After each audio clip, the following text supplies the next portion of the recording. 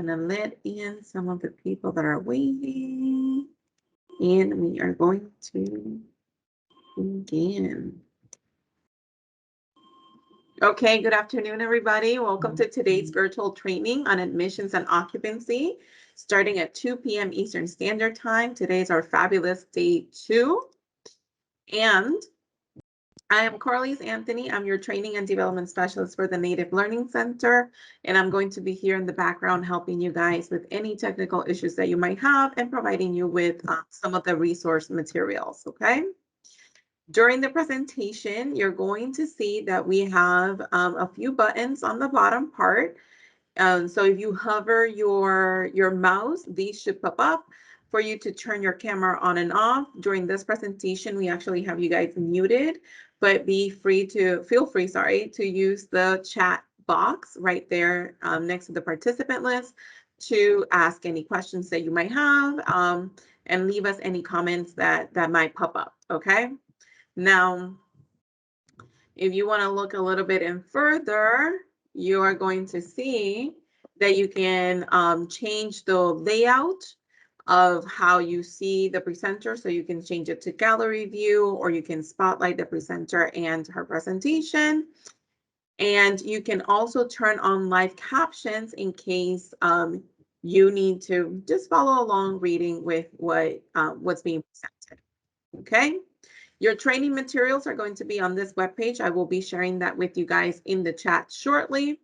And so you will have access to all 4 days of presentations and all of the handouts that Cheryl is going to be talking about as well. Okay. So with that being said, I'm going to stop sharing my screen and I am going to pass it off to Miss Cheryl here. Okay.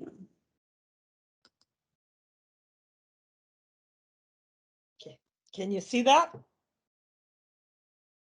Cora? Yes, ma'am, we can see it. Okay, Perfect. we're ready to roll. When you see them popping in with 3 and 4 people on a thing, are you getting a record of the 4 people that are coming in also? Yes, ma'am. So I'm keeping paper records and I'm double checking everything. That's what I didn't know for their certificates. Well, yeah. Welcome, guys. Good afternoon. This is day 2. I'm going to be honest with you. This is the day that I don't like the very most of the information because it really, I don't know, it gets into some of the adding and the computations. You're right there.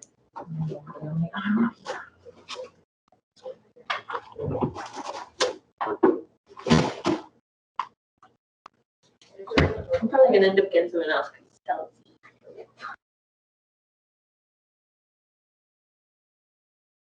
Cheryl, give me a second. You're on mute. Give me 1 second, Cheryl. 1 second. Try unmuting now, Cheryl. There you go. There you go. Perfect. Yeah. She had me muted, guys. My apologies. So I can start over. Good afternoon. We'll try this once again. This is day 2. We're going to run from 2 to 4 o'clock. Welcome and good afternoon. Hopefully that'll be the end of the glitches for the day. I am Cheryl Cosley. I'll introduce myself a little bit better in a minute. This is my contact information should you ever need me, and it's also at the bottom of the presentation. This is brought to you courtesy of the Native Learning Center, and they do record this webinar, just so you know, you're being recorded. Getting to know you introductions. So if you guys weren't with us yesterday, put your name in there, where you're from, which housing organization. Maybe if you could actually even put how long you've been there, and if you've got any questions. We hit the questions at the end of each day's presentation, so hopefully I might answer them throughout. So, but if they're not, so my name is Cheryl. My Anishinaabe name is Redbird Woman. I'm Loon Clan, and I come from Kenoshinconning, is how we pronounce it in my language, Place of the Pike. It's the Bay Mills tribe. Bay Mills is a reservation located at the top of Michigan. Our borders, we're surrounded by water next to Canada. We're Ojibwe Chippewa people. I served as director of my tribe's housing department for over 28 years. And I also was very honored to serve as the chairwoman of the National American Indian Housing Council. I was a two-term, it's as long as you can go, chairperson for the National American Indian Housing Council. And I also served as the vice chair and the secretary for 12 years. So I sat for 16 years on that board. And also as the chairwoman for the Great Lakes Housing Association for 7 years. So I've been around a while. Don't even guess how old I am. So yesterday we went over the overview of the NAHASDA requirements and organizing an admissions and occupancy department. Today we're going to go through the application process, going about determining eligibility and calculating adjusted gross income. We're going to try to take a break, usually around 3:15. Gives me a minute to suck on a lifesaver or something. You can run, to the restroom, check your messages, check in if you're at work, or I don't know how many of you are still working from home. But so today's lesson plan basically is around the application process, the recipient responsibility, your written application, eligibility screening, different programs, different process, interviewing the applicant, income under NAHASDA, whose income you're supposed to count, the types of income from self-employment, what happens when you have, tribal members with no income or not enough income, Social Security income, calculating alimony, child support. So we're going to touch on a wide variety of things. Child custody and support payments, the computation, military pay, methods for computing Part 5, annual income, no assets, anticipated and annual income, tips and practice summary, treatment of assets, what to include as an asset, actual income from assets, assets owed jointly, 2 unique rules where assets are disposed of at less than fair market value, and a summary of items that need to be considered when you're actually calculating asset income. The U.S. Census definition of income, the Internal Revenue Service, which is the IRS definition of income, and comparing the 3 different definitions and whose income counts. NAHASDA allowances, allowances for dependents, family sharing custody deductions, elderly and disabled deductions, medical and attendant expense deductions, how you actually go about calculating adjusted income for the elderly and the disabled, an allowance for your childcare expenses, earned income for minors, excessive travel expenses, and other amounts. As I said yesterday, I do a lot of work. I go out and I do a lot of policy work. I prepare people for their monitoring visits, or sometimes I come in after the fact. A lot of people, I see are missing that excessive travel expense. So that's one thing to consider, are you giving all these deductions?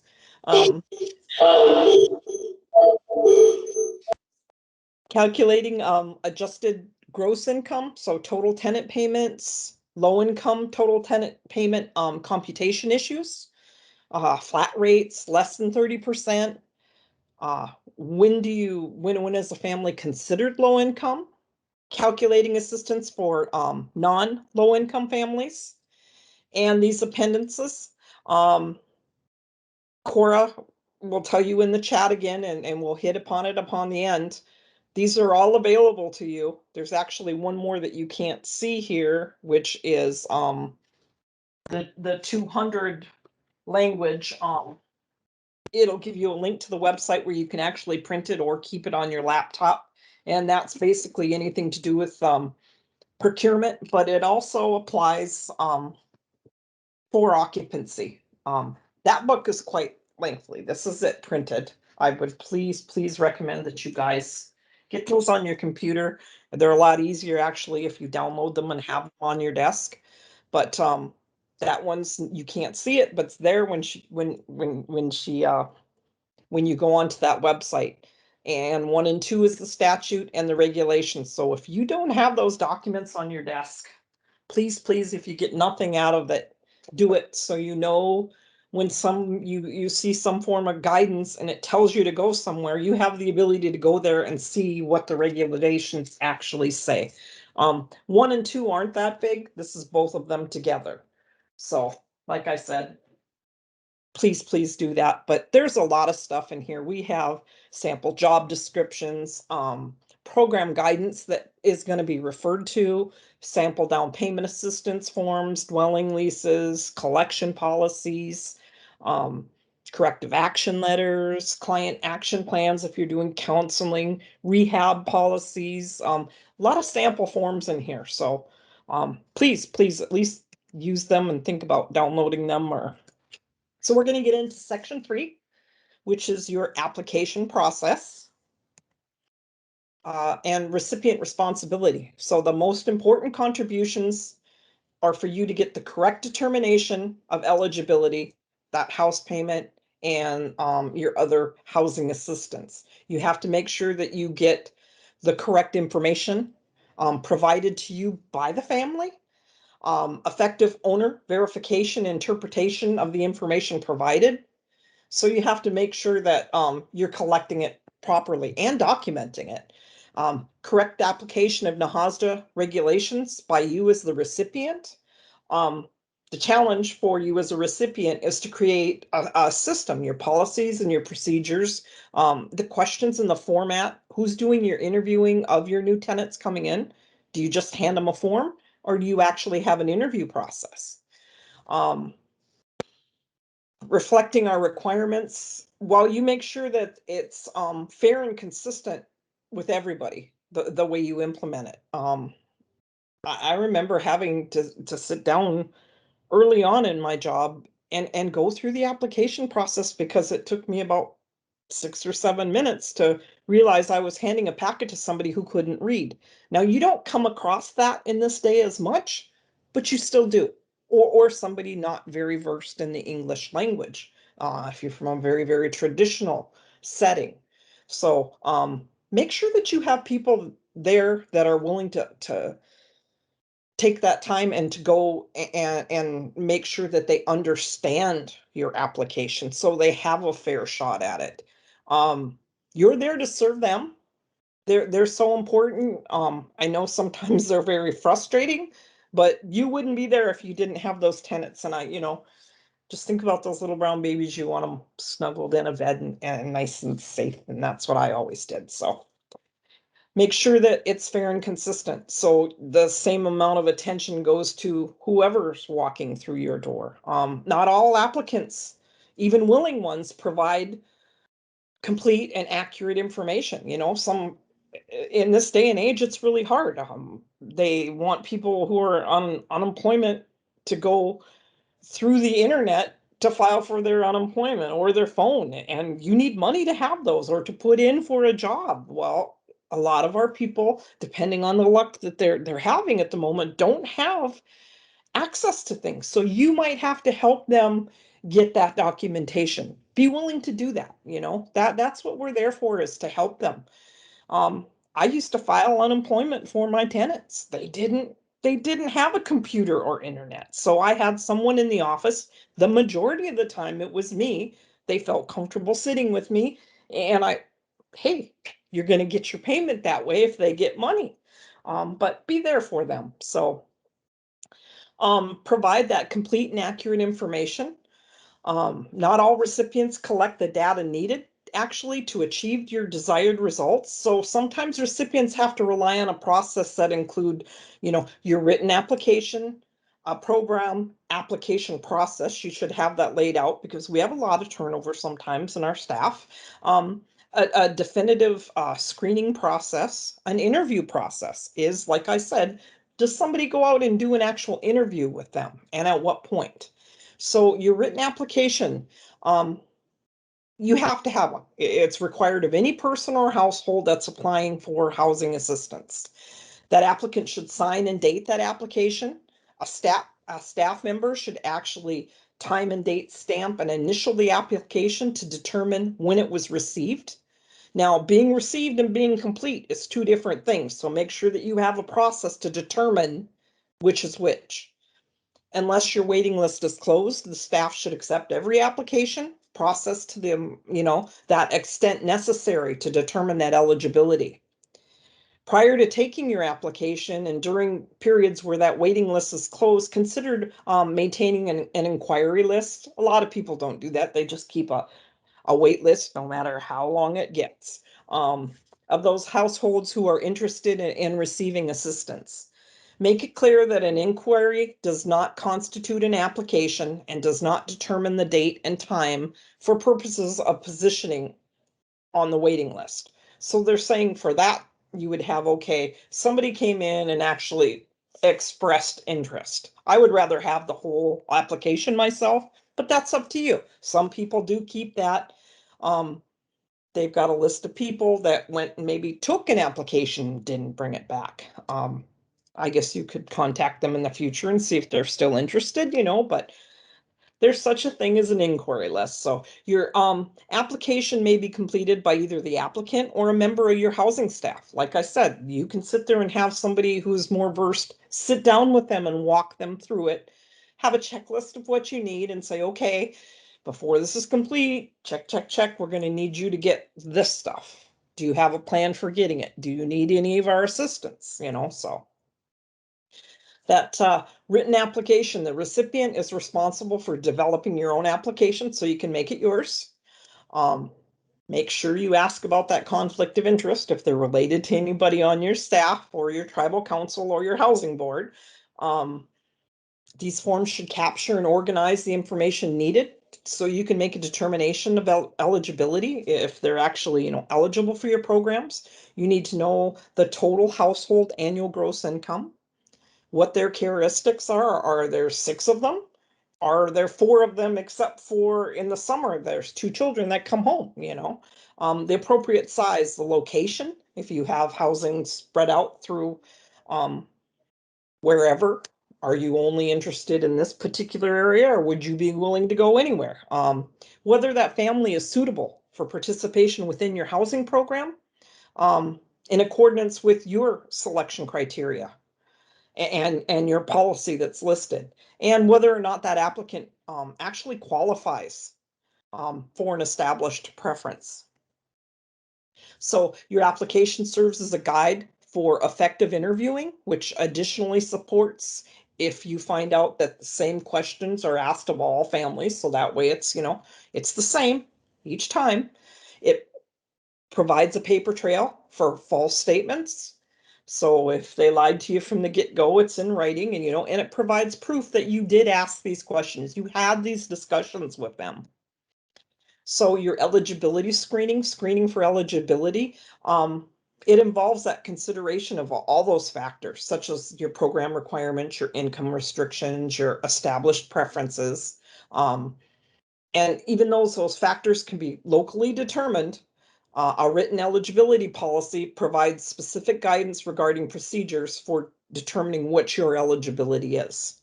Some of those areas are criminal background checks. A lot of people still don't do them. I've seen some housing authorities where they actually have the applicant bring back their criminal background check. I saw one I was working with, and I really questioned it.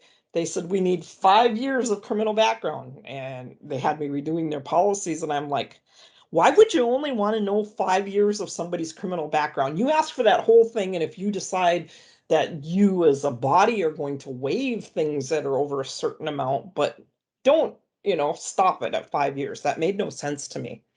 Landlord references. Make sure you make it clear that we don't want a reference from a family member, any part of a reference, if that's how it's going to be with you, and you have to boldly put that on there, that's not going to count. Don't even bother to go get it. Previously assisted applicant. whether there's an outstanding debt. Have you been served by any housing authority? When you do that criminal background and on your application, sometimes it's good to ask, have you ever lived on another reservation? If so, which one? Because unfortunately, some of our housing authorities aren't real good if something criminal should happen of notifying the law about it. So sometimes when you're doing that background check, if you found out that they lived on a different reservation, you might want to call there and say, we have somebody applying for housing. We understand that they've lived on your reservation. Did you have any problems occur? You know, so make sure that you consider putting that on there. Previously assisted applicant, do you owe any money? And do you have a policy? That's something that you should have up front. I know where I live, we're the only game on the block pretty much. There is very, very minimum, you know, it's different from like when I went to Oklahoma and I worked there. You can go anywhere in that city and there's housing everywhere. You get up to where I live, you're going 20 to 25 miles away, still paying $800, and it's not very nice, you know.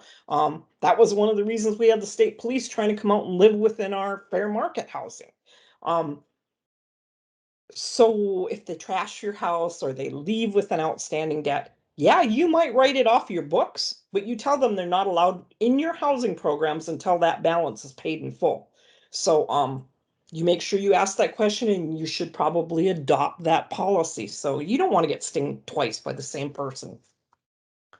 That's taking away for somebody that might take, you know, good care of your stuff. So program specific requirements, eligible families, the individual compositions, tribal enrollment documents. Here we have, you know, my grandfather had a whole, I think he had like 9 on this side and 4 or 5 over there, children. So we've got children on both sides of the border, you know. Dual enrollment at one time was allowed. So you have a lot of things to do with enrollment also. Are you going to consider a descendant? You know, so your eligibility screening, I just want to make sure I didn't, their credit worthiness. Are you going to run a credit check on them? We had the ability, like I said, to do that from one of the staff's desks. If they've got a huge debt and they owe money all over the place, they might not be a very good bet, I guess you would say. So you might have to come up with a different service plan if you're going to service them. Is it going to be their principal residence? Do you have something telling them, you know, yeah, you can be a snowbird if we're going to put you in a mutual help or one of our home ownership programs, as long as you maintain it. But in an apartment, you have to be there, you know. Think about principal residence, put that in your occupancy policies. The ability to enter into an agreement. What happens if they're in jail? Can they still be a participant within your program? They legally can't, you know, hold up their legal end of the deal. There's lots of things you have to actually think about within your policy and talk about during the screening, you know, the rental use and maintenance history. What were they like if they were a tenant? Did they pay you, but the house was trashed and you know, you had a couple $1,000s worth of damage, or did they flunk every inspection?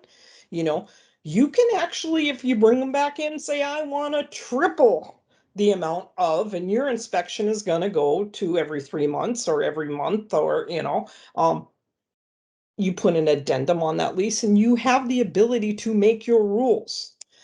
But you don't do it just for just one. You try to apply things like that to everybody that should break that rule or be that type of concern. You look, like I say, into their habits and their practices.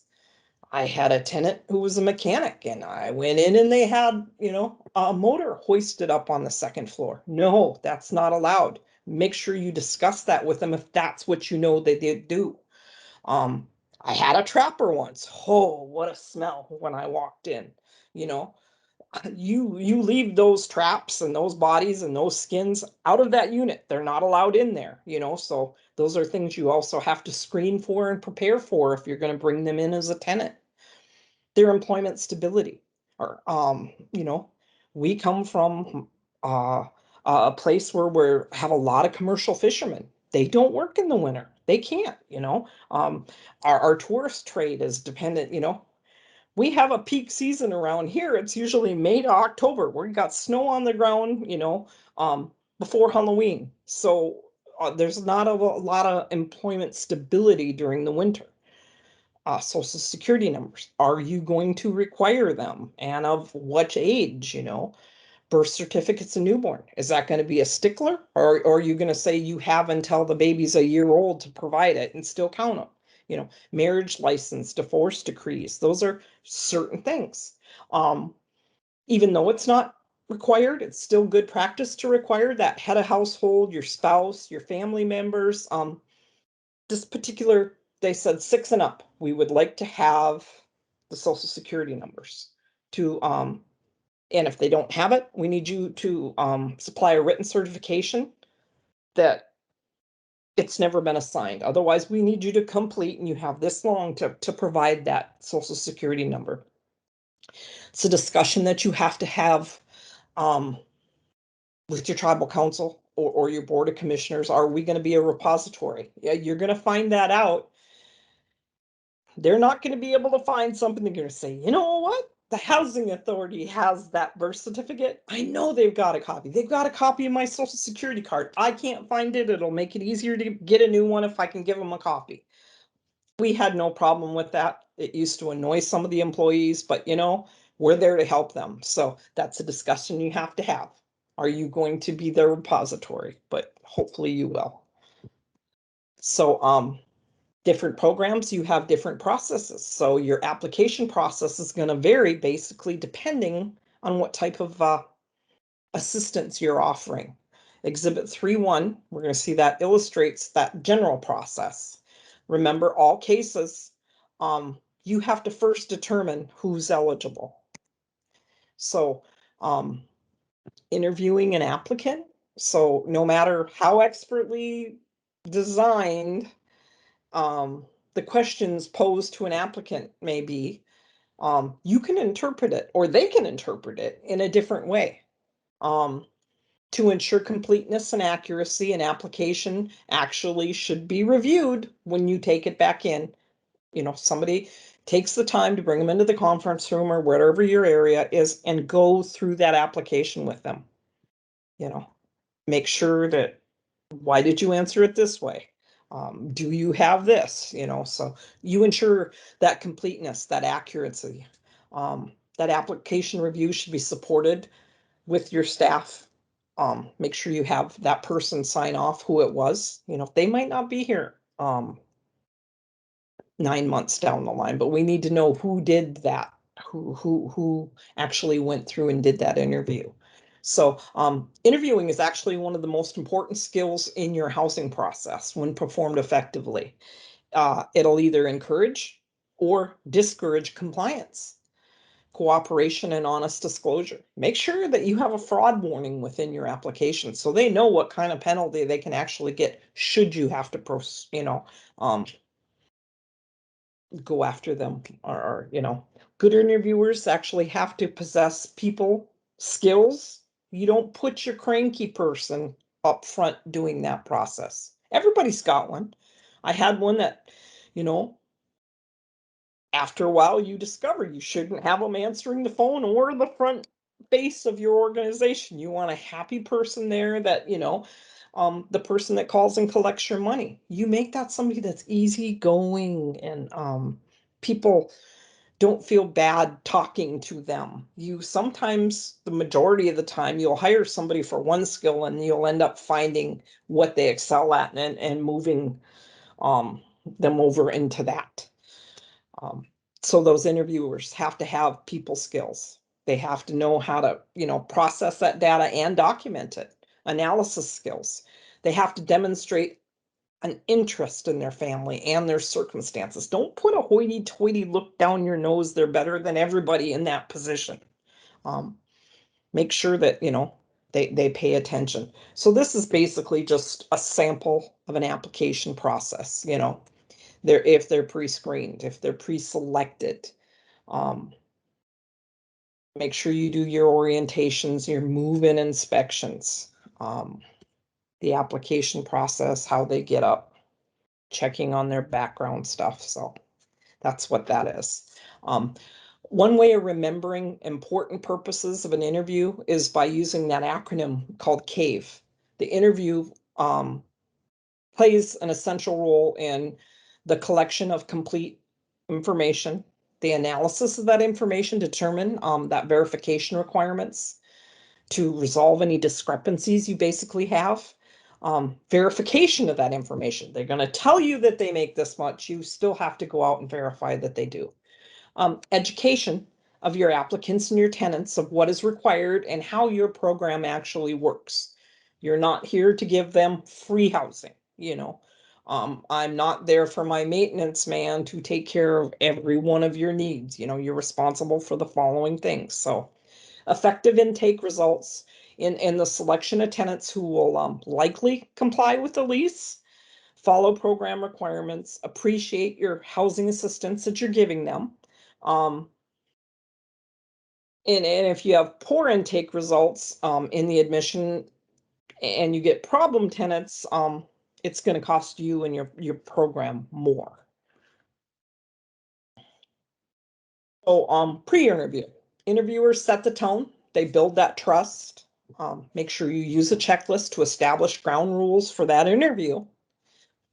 To ensure consistency, you should use your checklist. Try to get it down to the same thing. Doesn't matter who that person is. You should go down that same plan, you know. A planned approach to ensure consistency, pre-interview, your data collection, your analysis, how you're going to look at that data once you have it, and then closing your interview. So your data collection actually focuses solely on gathering that information from that family. Your interviewer is going to ask the questions pertaining to eligibility. You're going to document how they answer each of those questions. The interviewer kind of tries to resolve any discrepancy between your family statement and any other verification.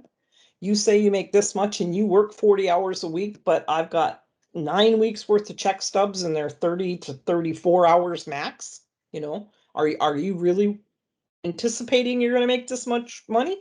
Evaluates that information and those documents provided by that family and where it has to be actually verified at, what documents you're going to have to go through and make sure that you have.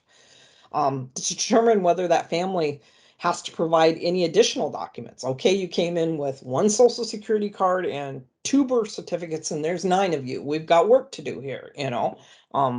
And sometimes make sure you have that written, not sometimes, have a written checklist of things that you're missing so it makes it easy so they don't keep coming back. Decide if you're going to take all that information piecemeal as they get it, or if you say, I'd like you to try to get all this information together and come back next week, or, you know, how you're going to do that. So closing your interview. The interviewer reviews all the forms with the family. It obtains consent forms as needed. Remember, if you're using that one HUD form, look at the bottom of it. It expires. So make sure you put it in your recert to have it recertified again, or actually gives you that information or that permission to go out and check things again. Provide family with written instructions about any further information or documents that they need to provide. Answer any questions that they have. No, they don't get to pick their neighbors. You know, you can put a preference in there. They'd like to be in the apartments and maybe the ones that are located down at, you know, you can tell them, but it's not, you can't ever promise them a place usually. So provides any information the family may need to understand your rules and regulations. Make sure when you go through those documents and stuff that they also always sign that you've given them to them so they know. So when you're interviewing, an application or a re-exam form is generally used as a template. Ask every question on the form. Make sure they're all answered. Don't put NA on there. Make sure the form is signed and dated by the staff and the family representative who you're sitting there conducting that interview with. Asking the right questions. So use global, open-ended questions. to get explanations. Who, what, where, how do you, why? Why does it say that you're only averaging 30 hours a week when you told me you work full-time and get 40? Used closed questions to get specifics. Do you do this? When's the last time you made 40 hours in a week? Is it? How much? How many? So there's, strengthen those interview skills. There is no regulatory requirement basically through NAHASDA to do an interview, to do a face-to-face interview. But it really, really helps to make sure that you have that proper documentation. You'll pass your audit. Hopefully you'll have everything documented correctly for your monitoring, So if a recipient doesn't interview families in person, the completeness of that application and reexamination is really, it's critical basically for your income and your rent determinations. So probing questions to get additional information about an issue if you don't quite understand it or you think that's not exactly the whole answer. Clarifying and resolving discrepancies. What do you mean by? Could you explain to me how? Help me understand this. How do you come across that amount? Or only receive this amount? So let me see here. Probing questions are truly relevant when there are conflicting statements or it conflicts with the documentation that they actually provide you. An example is the report shows that the family is employed the last 2 quarters. And the family comes in and said they haven't been working. So, what kind of questions would you ask? You should be prepared for that. So, there's certain things you should also try not to do if you're interviewing. You should avoid multiple questions, such as, do you have a checking, savings, investments, IRA, certificate of deposit? No, you go through and they say, do you have a checking account? Do you have a savings account? Do you have any type of investment portfolio? An IRA? Do you have a certificate of deposit? Or you don't give them a leading question. You don't have any income, do you? Everything's the same as last year, right? No. Do you have any income? Does anybody in your household over the age of what's different from last year? So don't lead them down a path. Mirror questions. Reflect or restate a response or a scenario. The purpose of mirroring or reflecting what an individual has said is to actually obtain clarification, correction, or amplification of something that they told you. So he's only working 1 day a week. You haven't got any child support at all this year, so, and you make sure that they repeat that back to you.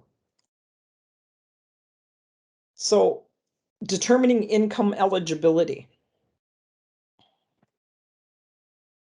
Checking on my time. Income under NAHASDA. As we discussed earlier, one of the criteria for eligibility to admission is your amount of annual income that family has, what they earn. That's section 4 under section 9 of NAHASDA. And the term income actually means the income from all sources of each member of the household as determined in accordance with criteria as prescribed by HUD, Secretary of HUD, except the following amounts that might not be considered income under this paragraph. So any amounts not actually received by the family, any amounts that would be eligible for exclusion under section 1613 of the Social Security Act, any amounts received by any member of the family as a disability, compensation under Chapter 11 of Title 38 of the United States Code, or dependency and indemnity compensation under Chapter 13 of such title. So I would suggest that you keep a binder or, something with some clear plastic sheets of all the things of the types of income that don't count. So you don't have to go looking for them all the time. In this case, criteria prescribed by the secretary means the definition of annual income described under 24 CFR 1010B. So then again, you're going to turn over, you're going to grab your book and you're going to see under 1010B what they mean, The three different definitions of income include HUD Section 8, the definition of annual income. It's found under 24 CFR Part 5 under Subpart F. If you're going to use the U.S. Census method or the IRS method. Accordingly, recipients exercise your right of self-determination by choosing the definition that's most advantageous to the family or you as the recipient. There's program guidance. It's found under Appendix 4 all the way back to 2013. Just like I told you yesterday, some of that stuff is not the most new and improved published. I mean, the dates on it goes way far back, but they haven't updated it. So that guidance goes all the way back to 2013, but that's the one you use for calculating annual income for the purposes of eligibility under NAHASDA. Recipients do not need to limit the definition to only one of these three. Your policy could actually state that the recipient may use the definition most advantageous to the family or the housing entity for purposes of determining eligibility. You just have to kind of be fair that you're not penalizing somebody by using this one, but not using it on this one and costing them more. You have to make sure that that fairness is applied.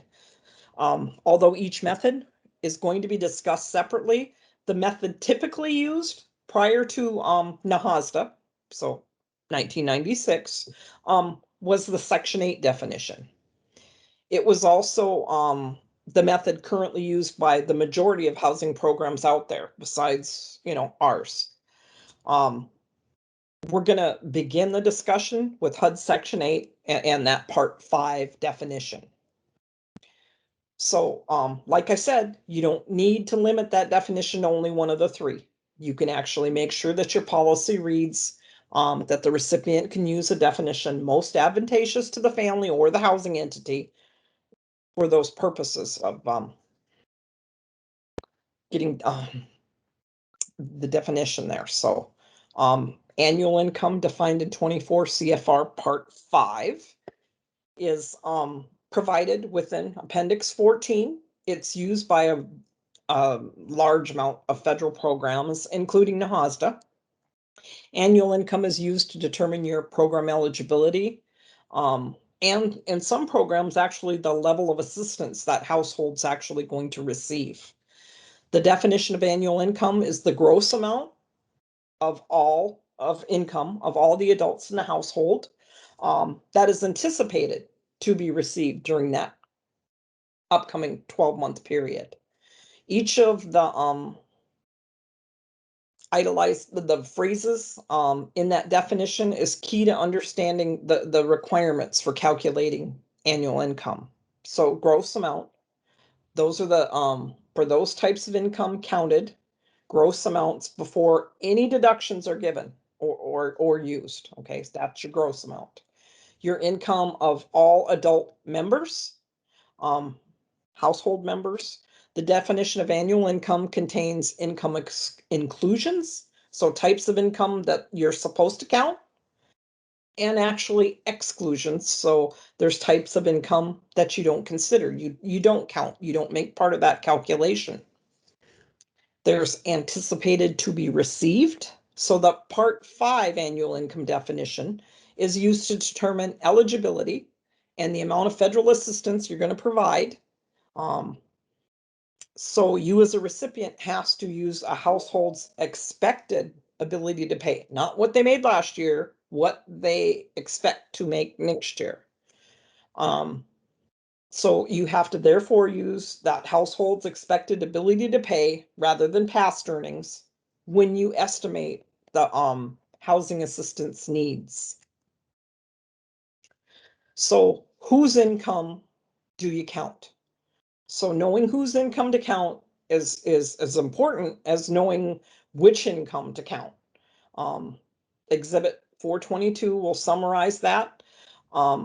Whose income would generally count under Section 8. So that's under this definition. For the purposes of calculating household income for NAHASDA assistance. Under the Part 5 definition of annual income, special consideration is given to income earned or unearned by the following groups of people. Minors. Earned income of minors under Section 8 is not counted. However, unearned income attributable to a minor, whether it be child support, if they get TANF payments, other benefits paid on behalf of a minor is included. Foster children and adults. These persons are included in the household member count. So it's a family of 7 and they make $60,000 a year. So you're counting them in that count. Foster children's earned income is not counted. So if they receive, a payment for the care of that foster child, or you're not going to count that money. However, unearned income counts as income. Foster adult earned and unearned income counts. Okay, so you don't count it when it's the child under 18, but you count it as an adult. Live-in aids.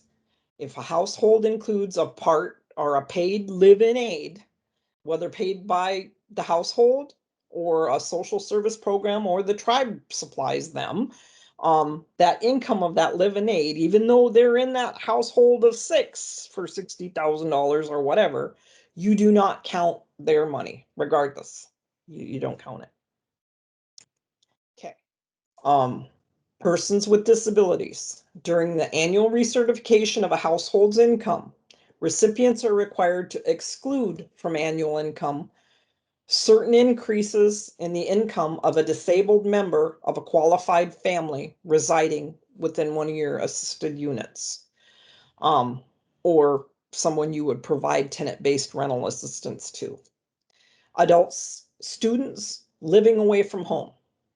If the adult student is counted as a member of that household, when you determine the household size, like I said, counting within that HUD income limits, the first $480 of that student's income has to be counted. That $480 limit does not apply to a student who is the head of the household, okay? That's a different situation. As long as they're not the head or that spouse, then you wouldn't touch it. To count the adult student as a household member, the adult student would also need to be verified as a dependent, usually on the parent's tax return. So he's gone to boarding school or he's gone to college, but I'm still writing him off on my taxes, so they would have to show you that verification. Additionally, student status has to be verified with documentation in your file. You have to make sure that you say, and he's going to be returning to this household. That's why it's a family of 7. A temporarily absent household member. The income of a temporarily absent household member is counted in the definition of annual income, regardless of the amount the absent member actually contributes to the household. He might not give you any money, but if you're using them, saying they're part of that 7, you have to count their income. So persons counted in household size, so you're using them as part of your family of 7. If they're the head, you always count them and their other income. If they're the spouse, you always count them and that other income. Or a co-head. Now, another adult, yes, you count their employment income and the other income. Dependents, no. Employment income. Other income, yes. So this chart will help. Non-members not counted, never ever count that money from that live-in aid.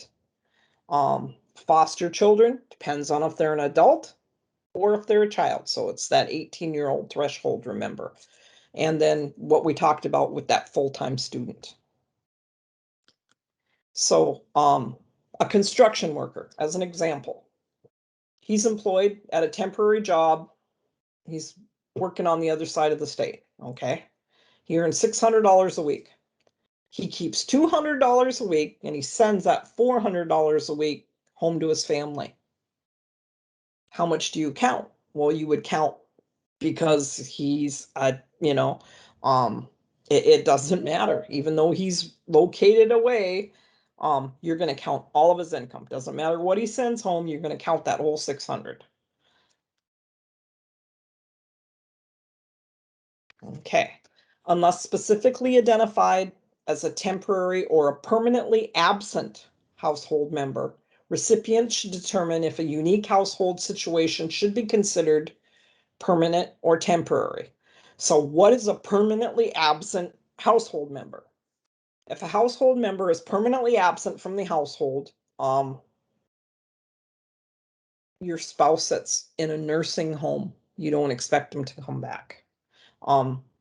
The head of the household can make that choice of either counting that person as a member of their household and including any income that they should get, their pension or whatever, or saying no, they're no longer with us, but it makes that reduction. That family of 7 goes down to a family of 6.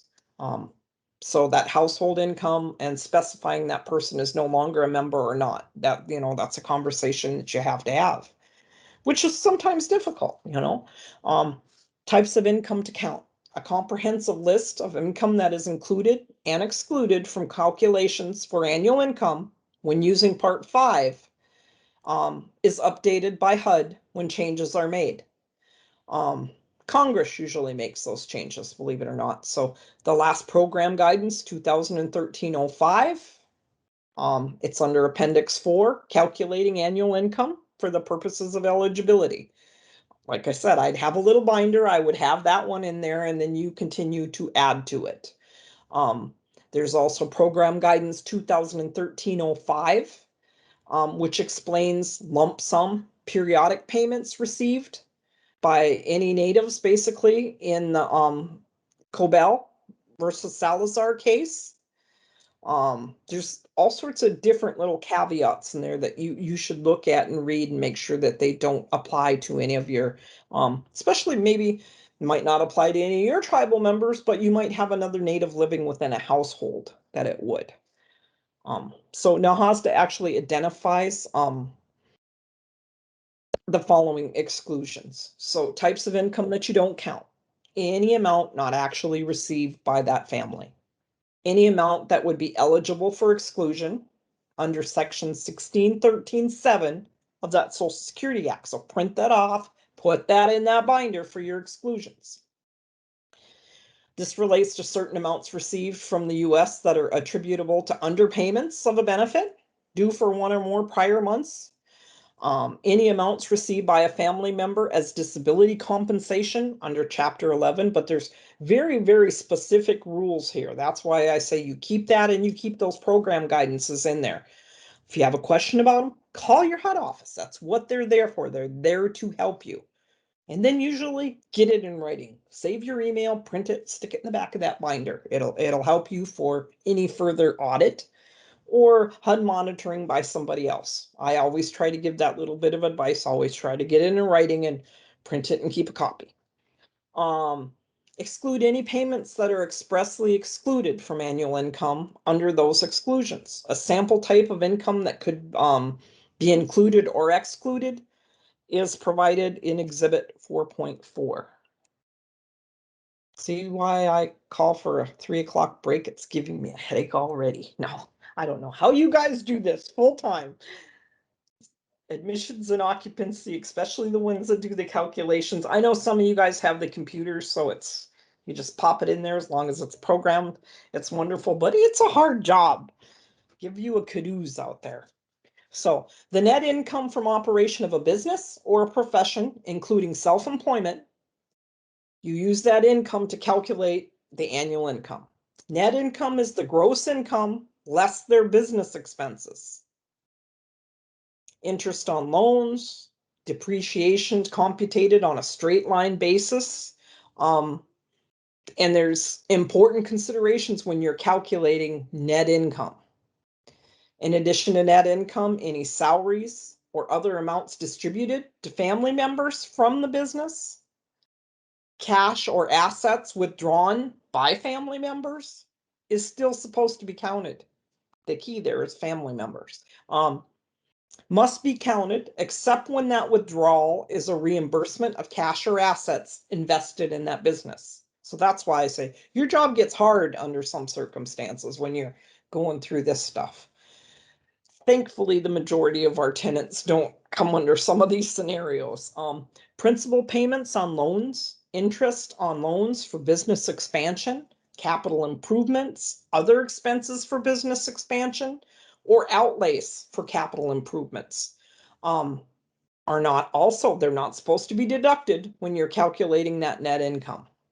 So if the net income from a business is negative, it has to be counted as a zero income. Do not make that negative amount offset any other family income. If they have a $3,500 negative, you don't take $3,500 off. Okay. So you don't offset your other family income that you have coming into that house. Income from self-employment. In the case of a self-employed individual, especially if they just started up their business, you should be asking, what do you estimate that your net income is going to be? What do you think you're going to earn within that next year? You might have to, this is where it really helps to have somebody in that position that's experienced, because you might need to assist that individual in making that determination, reminding them about all the expenses that have to come off of that also, how much they expect to make, what expenses that business is expecting to have over the next 12 months, and to make that projection. So what happens if they have no income or not enough income? So careful assessment, you actually have to, it's required when the applicant states that they have no income. And there's a form in the appendix for that. Or the stated income is not enough to cover their household expenses. So how are you going to live here? How are you going to pay your utilities? It's important to note if the household expenses are paid and current, or if they remain unpaid. That's sometimes why you'll see housing authorities do credit checks before they allow somebody in. Is there anybody in your house that can even put a utility in their name? So this is a clear indicator whether there's truly or not enough income. Third-party verifications should be required, including, and we're going to get into what a third, a second, and a first-party verification is. Including that the verification of Social Security benefits or a printout of that record, verification of unemployment benefits, notarized statements of non-filing for federal income tax. I'll give you a situation. My husband works construction now, but for 25 years, he was a commercial fisherman. They were treaty exempt by treaty. One of these things, that they were talking about here, his income was not taxed. He lived on the reservation, so therefore he didn't pay it. He didn't have to file taxes. So how do you prove what their income is? So there's special, and I know those of you that are with us from Alaska and Washington State, we've, talked about treaty income for years. We've gone to each other. How do you make sure, they don't have to file taxes? How do you calculate what, because, it came to a time where I would look at them and say, what do you mean you made this much money? You could make more than that working at McDonald's, but you have to find a way to actually verify it. So third-party verification should be required, including verification of Social Security benefits, a printout of that record, verification of unemployment, especially this year. I don't know where you guys are at, but they went up, they went down, they got an extra $1,000, they got an extra $400, it's been a roller coaster as far as that went. Notarized statement of non-filing for federal income. It's a very, very good idea, guys, to have notary republics within your housing authority. You can actually pay to have that done and all of the stuff to make 2 or 3 of your people notaries. It's good to have them. They can't notarize anything they're working on, but you can call somebody else in to come in and, hey, I need a notary for this. And that's an eligible NAHASDA expense. Pay for your staff to become notaries. It's a really good idea. Verification of assets on deposit, a review of your checking account statements that can show frequent deposits that could be income. You know, how come you get $140 every Friday deposited in here? You know, you could be waiting tables and then they live on their tips. So exhibit 4.4 we talked about here. Examples of income that's included when calculating the total gross household income. Employment, Social Security, TANF, tribal general assistance, alimony and child support, Alaska corporation dividends for our Alaskans in the room, reoccurring gifts, unemployment benefits, workers' compensation, permanent fund, the dividend from that, per capita payments from gaming activities. Now you have to remember, per cap from tribal trust land has an initial $2,000 per individual exclusion under one of those things on that form that you have to keep in the binder that I talked about. So you don't count that first $2,000. This only applies to per cap payments whose source is derived from tribal trust land. Now, we don't get per cap. We had 2 casinos, we have 1 now. But our elders get money from a tribal trust land settlement. That's how it was derived. They get it off of the interest basically on a yearly basis. So, you know, examples of income excluded when calculating household gross annual income. Food stamps, you don't count food stamps. Section 8 rental assistance, foster care payments, hostile fire pay if they have someone within the military, student financial aid. Reoccurring payments paid directly to a child care provider by a person not living in the home. Amounts specifically excluded by any other federal statute. Lump sum or periodic payments received by an individual in the cases. Remember I talked about Cobell and Salazar. Those Cobell settlement payments are statutorily, excluded pursuant to that Claims Resolution Act. This exemption attaches to the payment and applies for a 1-year period from that payment. The payments can't be counted as part of an individual's income for purposes of determining initial eligibility, ongoing eligibility, or the level of the assistance you're going to give that family.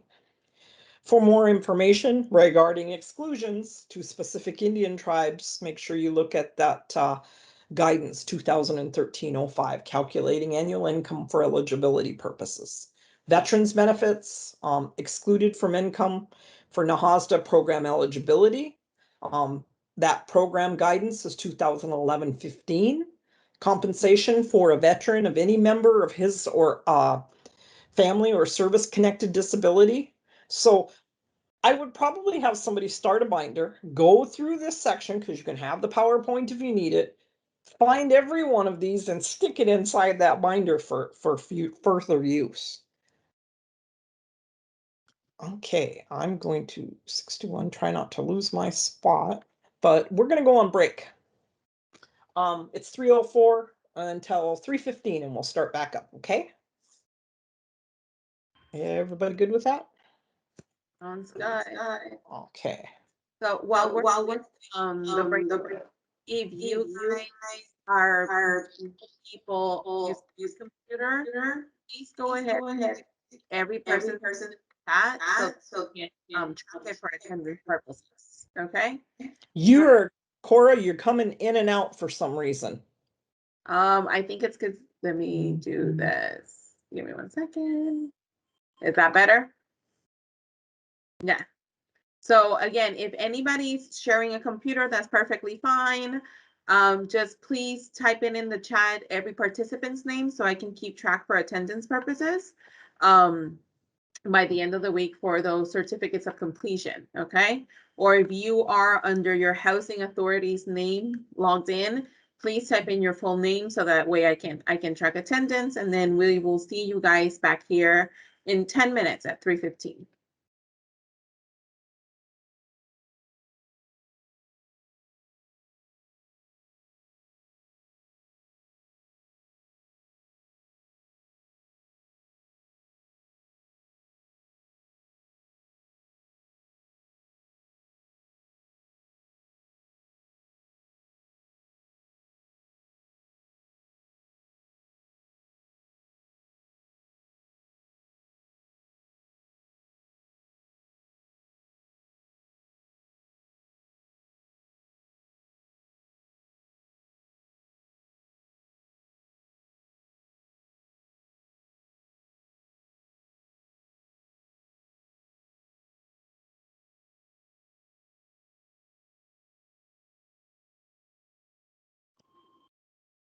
Everybody that has their names on their I just saw Elfina's message. Anybody that has their name on their profile, I've been tracking you guys. It's just the ones that are under like the housing authority that I don't know exactly who it is. But no, Elfina and Ilsa, I got you guys yesterday, so you're good to go. Don't worry.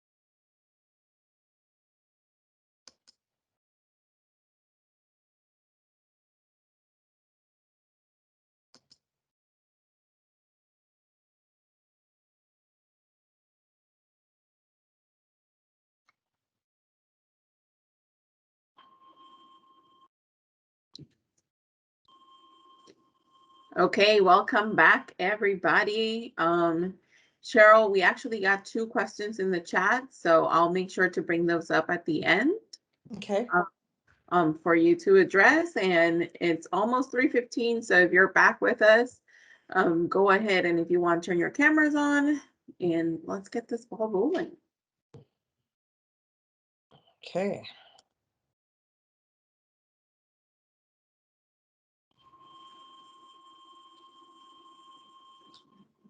Okay, you can see me and hear me, correct?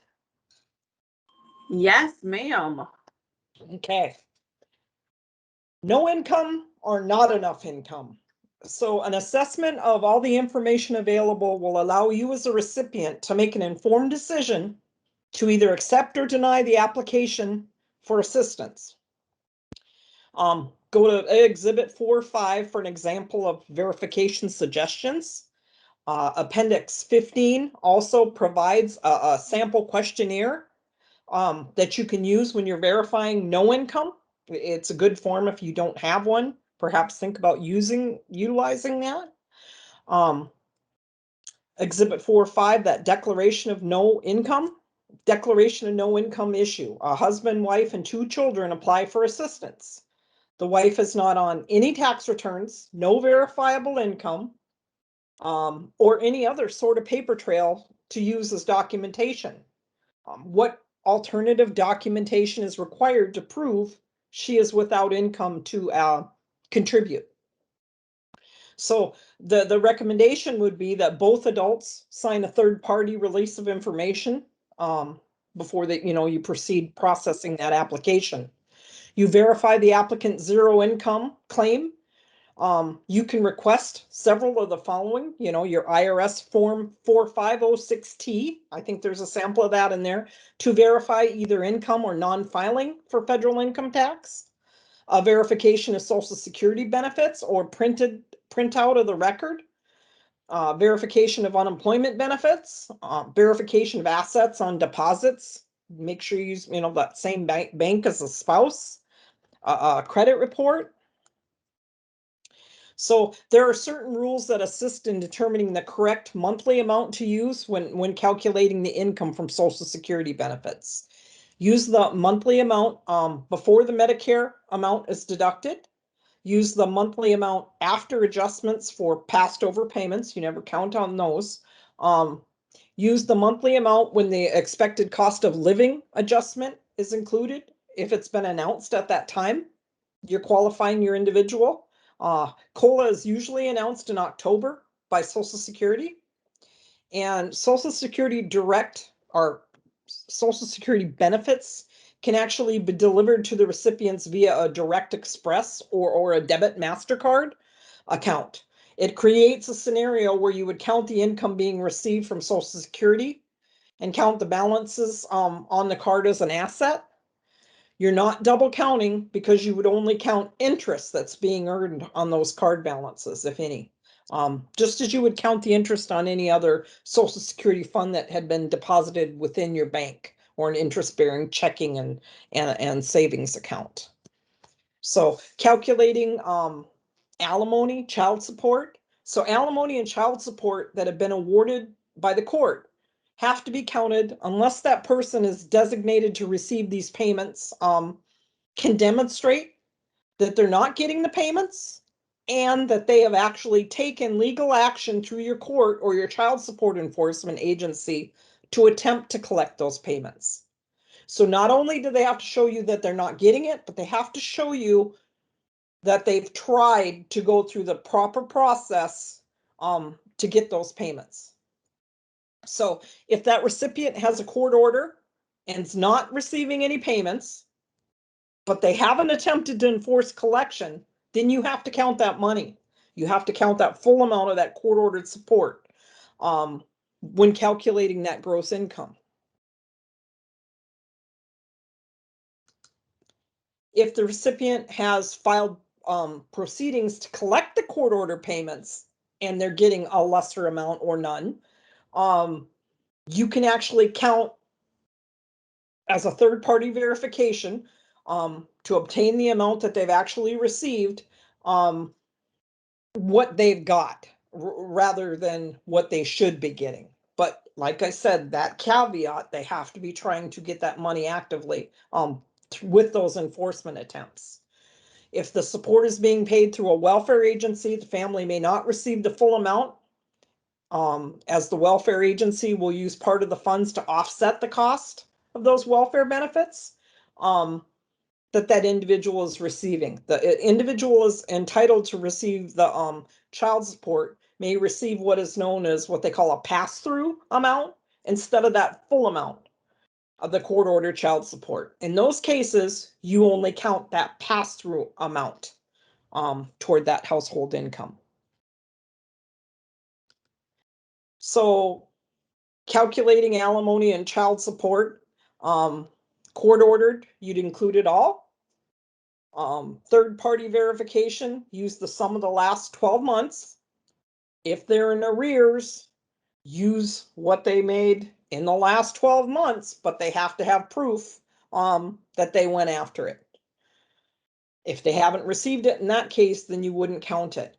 So if it's not a court-ordered child support, you could have the family enter the amount expected to receive in 12 months on a child support affidavit.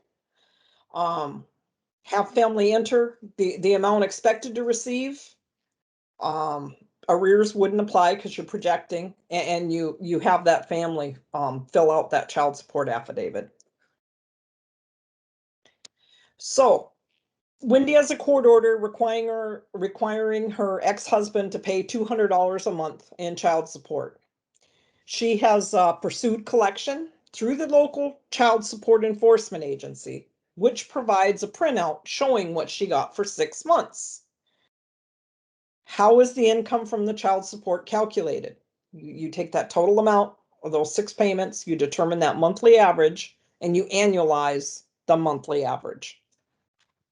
You guys want to do that, you can, but I didn't ask anybody to bring calculators, so that's totally up to you. You can, mathematicians in the room can throw it in the chat box or whatever. So in this exhibit, Jada has a court order, which gives her $250 a month in child support for her 2 children. The father, who is ordered to pay, has not been paying child support at all. Jada has made no attempt to collect that support. Is the $250 a month counted toward the household income?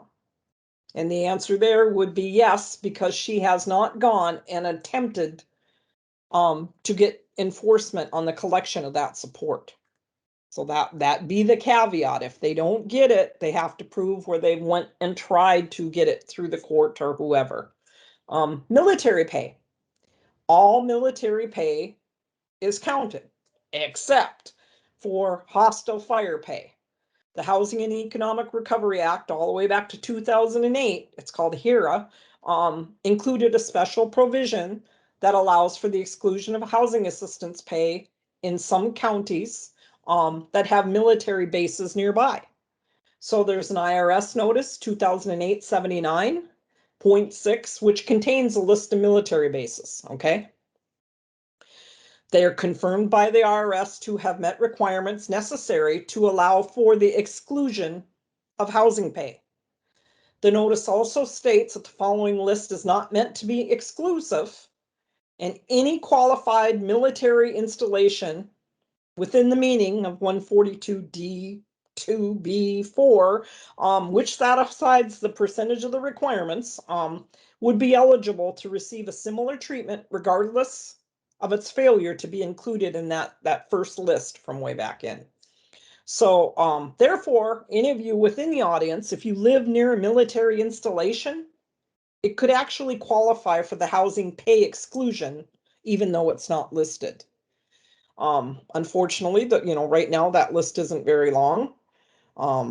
Colorado, the Air Force Academy, Fort Shafter in Hawaii, Fort Riley for those of you in Kansas, Annapolis, including the Naval Academy in Maryland, Fort Jackson, South Carolina, anybody from there, Fort Bliss in Texas, Fort Hood in Texas, the Dam Neck Training Center in the Atlantic within Virginia, and the Naval Station Bremerton.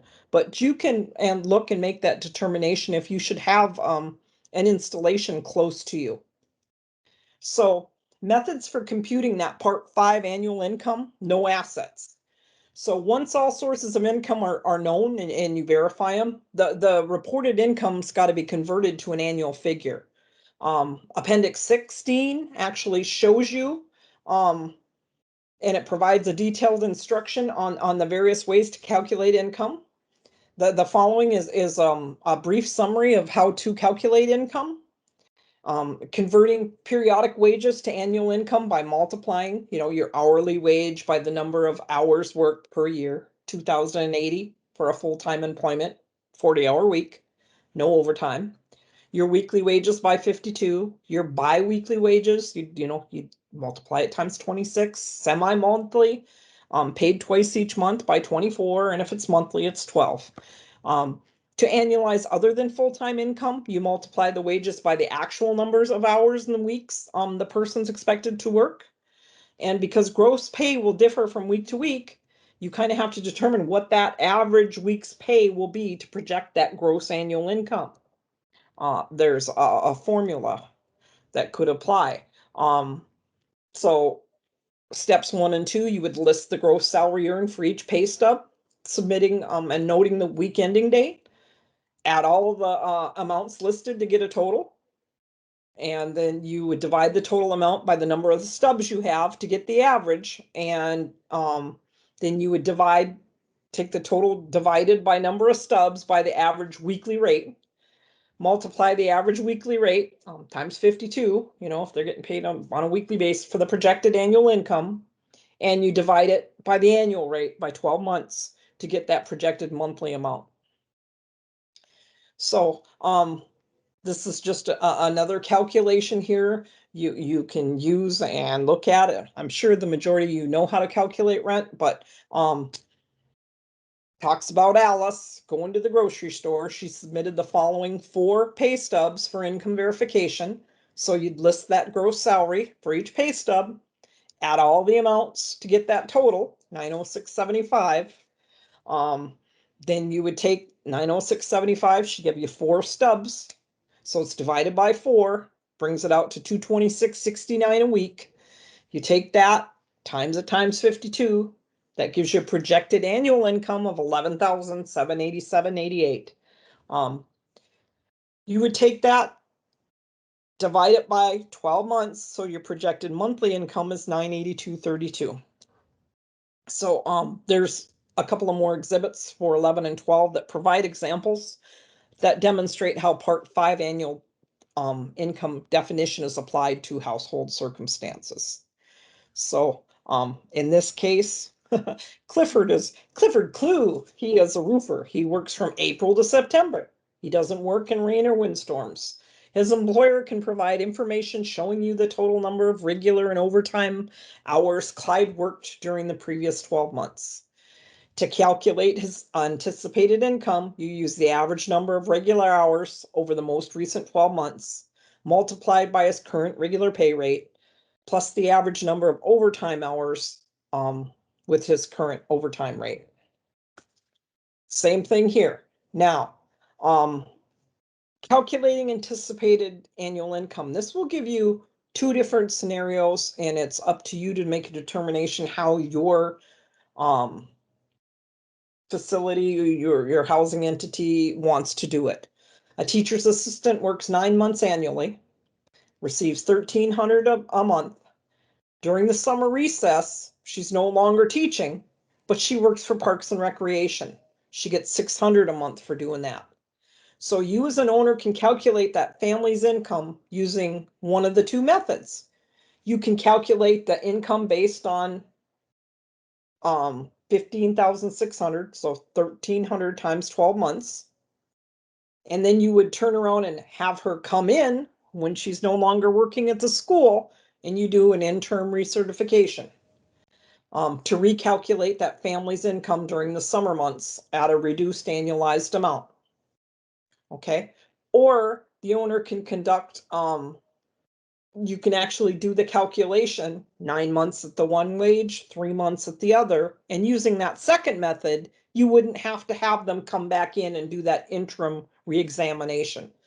A lot of times to use that method effectively, you should have a history of income. So if she's done that 2-3 years in a row, you know she's probably going to do it again. By all means, save yourself that extra step.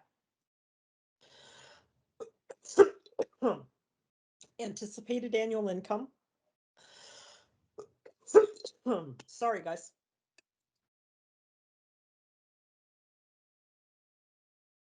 The requirements for determining whether a family is eligible for assistance in the amount of rent that they're going to pay requires the housing staff to project or basically estimate what they think that annual income is going to be, and what that families think they're going to receive. There's several ways to make a projection. There's the following are basically two of the acceptable methods for calculating annual income anticipated for the coming year. You can calculate the annual income based on what their current income is. Generally, current circumstances have to be considered in order to determine, or anticipate that income. The projected annual income is calculated by annualizing the current income. Income that might not last for a full 12 months, unemployment perhaps, should be calculated assuming that your current circumstance would continue on for that full 12 months. If changes occur later in the year, you do an interim recertification that can be conducted to change the family's rent. You just make sure that they know, that's one of the things you guys have to kind of really express when you're doing this. If you guys income goes down, we can't charge you over 30%. Please come in and get recertified. Just make sure you're not doing that. You have to make sure that they get that, they grasp that their paperwork tells them that you cannot charge anybody over 30% of their income unless they're over income to begin with. So calculate annual income based on anticipated changes. So that would be that projection. My husband knew his unemployment years. He knew exactly how much unemployment he would draw. And he got paid an average monthly, so you could figure it out.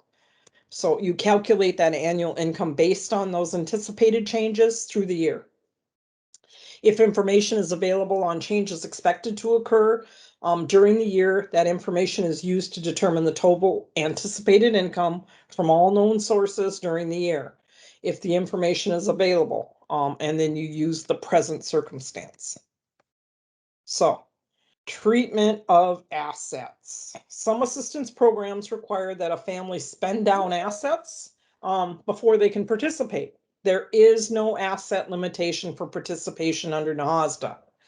Income from assets, though, are recognized as part of the annual income under the Part 5 definition. To comply with Part 5 rules regarding assets, you have to know what to include as an asset, how to computate the market, the cash value of that asset, how to determine the income from the asset to be included in annual income, and two questions that have to be asked before the household asset income can actually be calculated. First, does the household member have access to the assets they're listing? For example, a 401k may have a certain provision to prevent an employee from accessing any of the funds until they've been employed for a specific number of years. This means that they would not be allowed to withdraw any of those funds. That's different from withdrawing the funds from and incurring an interest and penalties. So if you can actually withdraw those funds, you have access. Second, is that total cash value of the household assets $5,000 or more? If the total value of the household's asset is less than $5,000, then it's not necessary to perform that third-party verification on assets and household.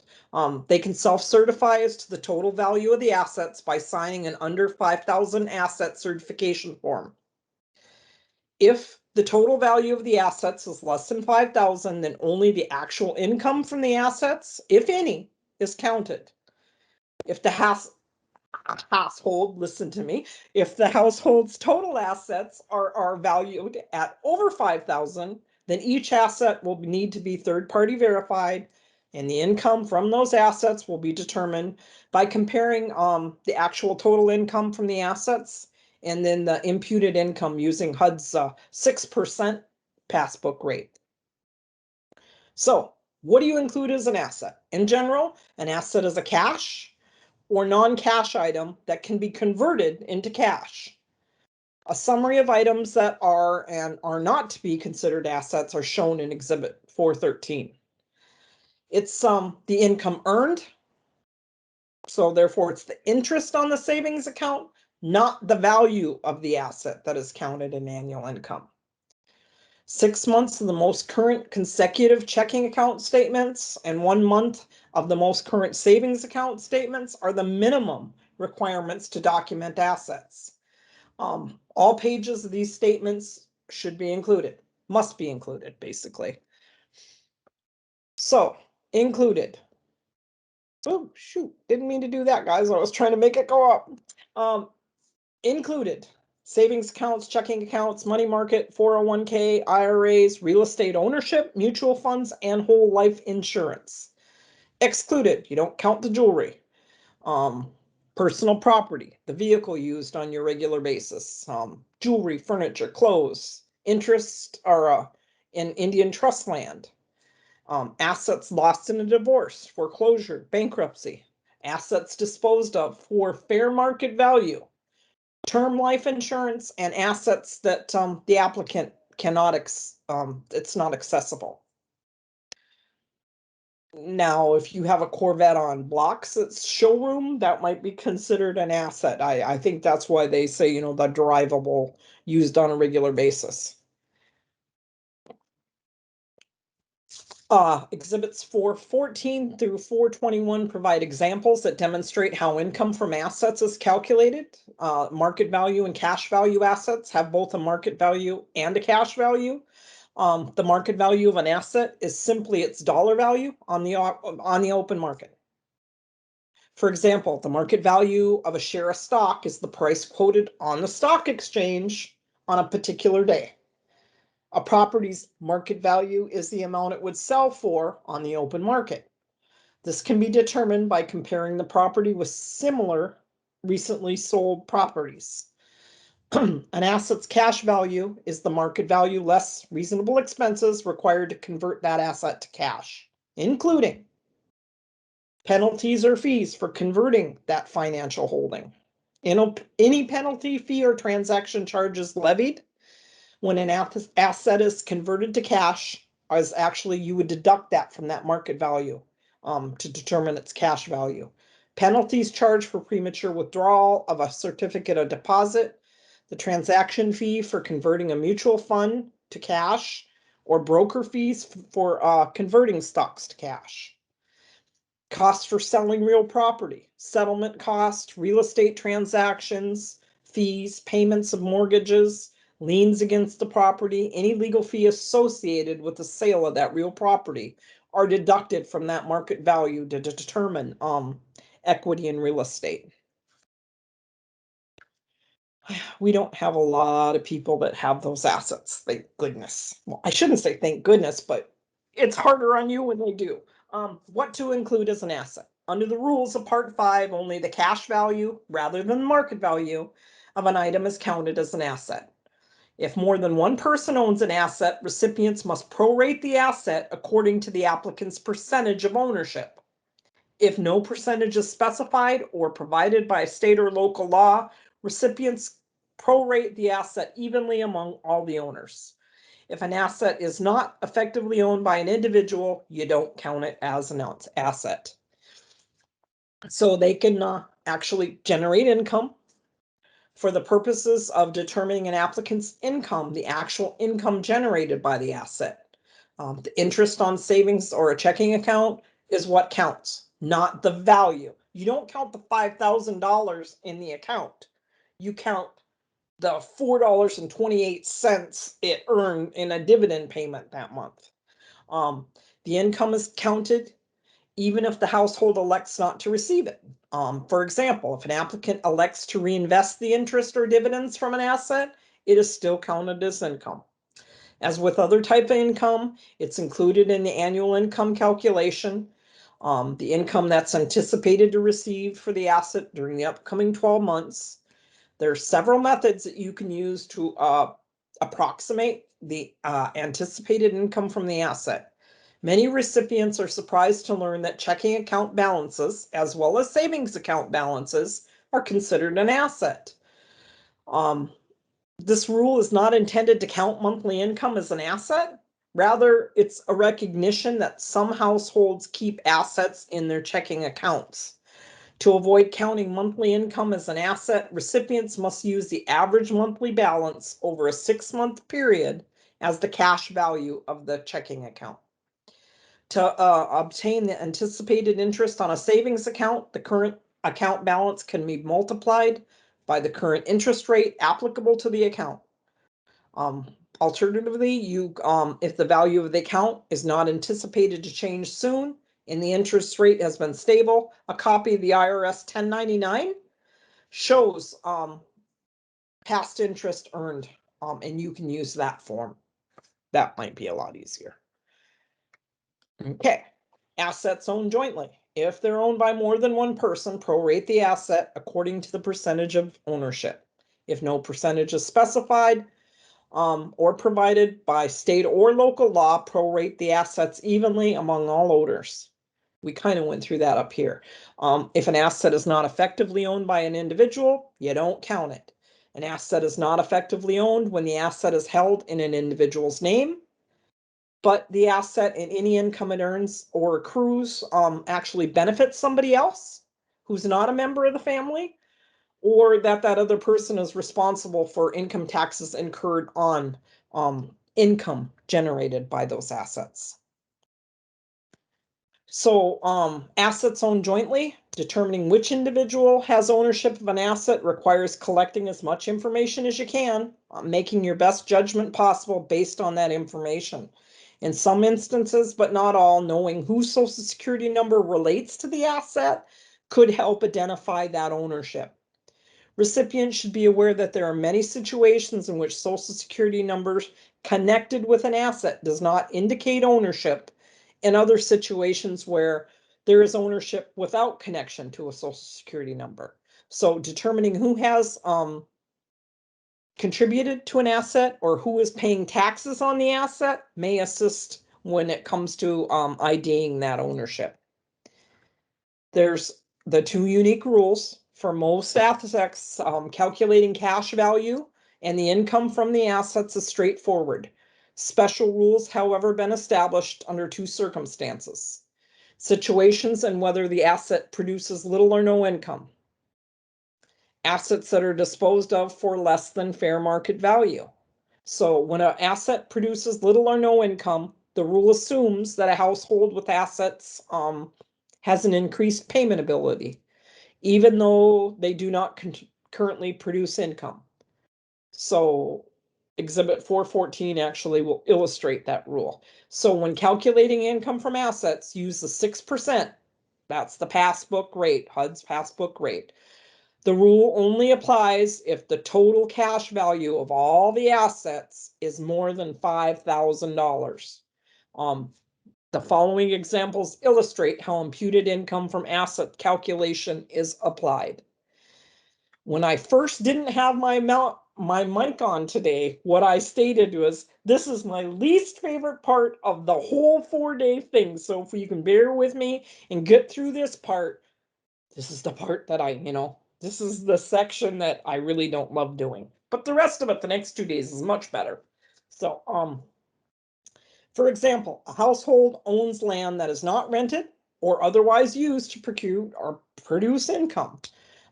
Rather than the household requiring that household dispose of the property, the rule requires that an imputed income be calculated based on a passbook rate that is applied to the cash value of that asset. So the Mark family has $6,000, an average balance over 6 months in a non-interest bearing checking account. The recipient would include in annual income an amount based on the current passbook rate.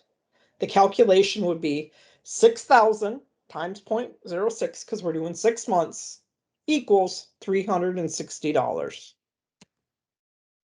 So The Hernandez family has a $3,000 average balance over 6 months in a non-interest bearing checking account. They have $5,500 in an interest bearing savings account. The family reports and the recipient verifies $150 interest in that savings account. The recipient would count the greater of the actual income from the assets or the imputed income based on that passbook rate. So the inputted income, 8,500 times that 6 months, or that 0.06 equals 510. The actual income was $150.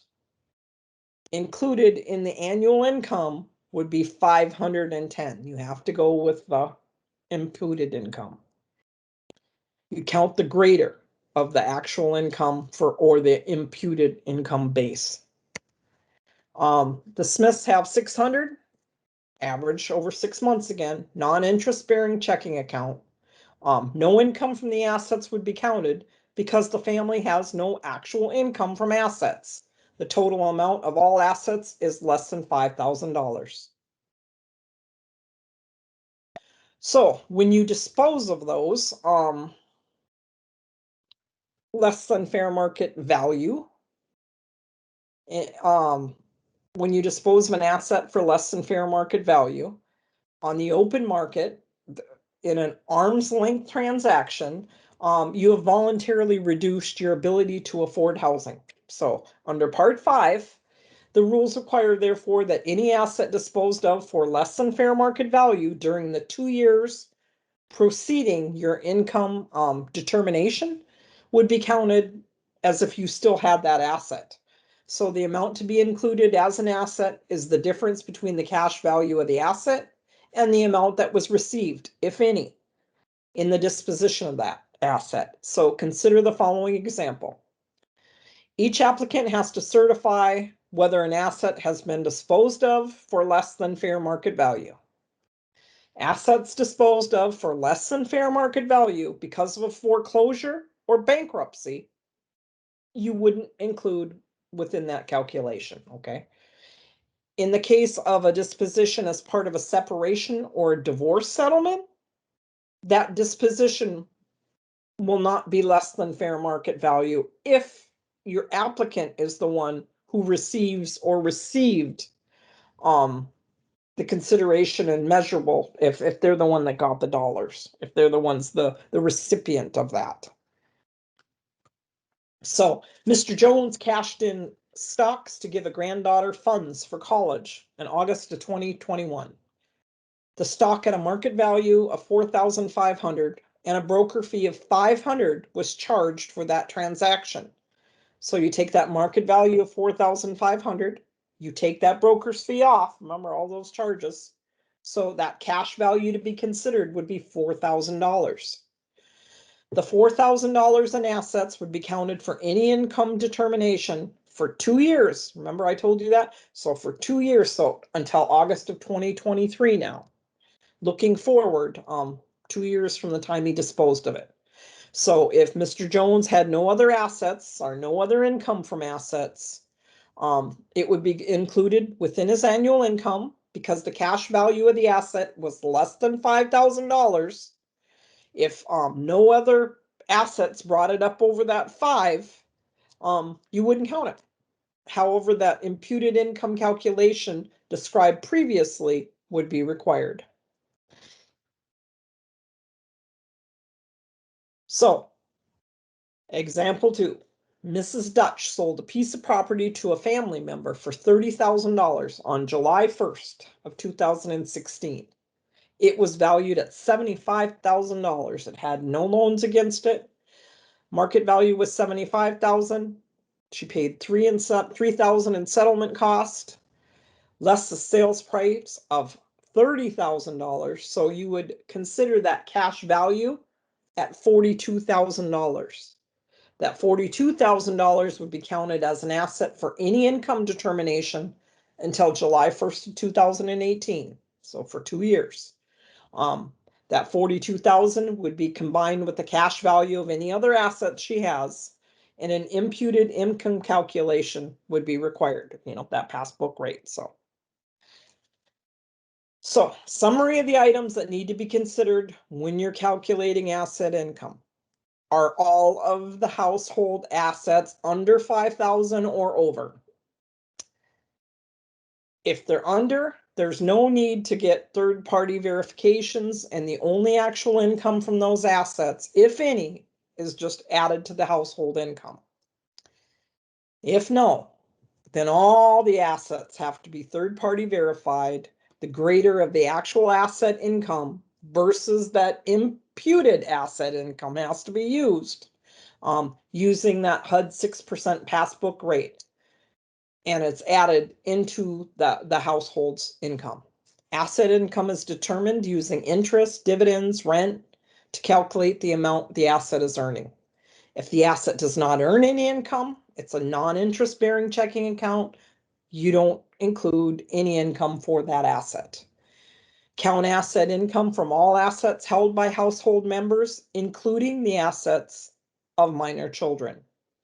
If it's under 5,000, that asset certification has to be executed by all adult household members when the total value of the household asset is less than 5,000. So there's a certification there. Okay. A 3-person household, 2 adults, 1 child, lists the following assets on their application. The head of the house has $200 in a savings account. It's got a 0.50 interest rate. The minor child has $100 in a savings account with that same interest rate. The calculation, 200 times the 0.50, it's $1. 100 times 0.50 is 50 cents. The total asset income for that household income is $1.50. Seems like a lot of work for $1.50, hey? Exhibit 421, a 4-person household, 2 adults, 2 children. List the following assets on their application. The head of household has $2,000 in a savings account. It's got a 1% interest rate. The spouse has $2,500 in a money market account with the 1% interest rate. Minor child has $1,000, same interest rate. Minor child 2 has $1,000 in a savings account with the 1% interest rate. So total household value, $6,500. Total asset income, $65. The imputed asset income calculation, remember that passbook account, $6,500 times that 6% is $390. Because that household's asset exceeded $5,000, it triggered that HUD passbook rate. The imputed asset income is greater than the actual, so you have to use that $390 that you get from that 0.6%.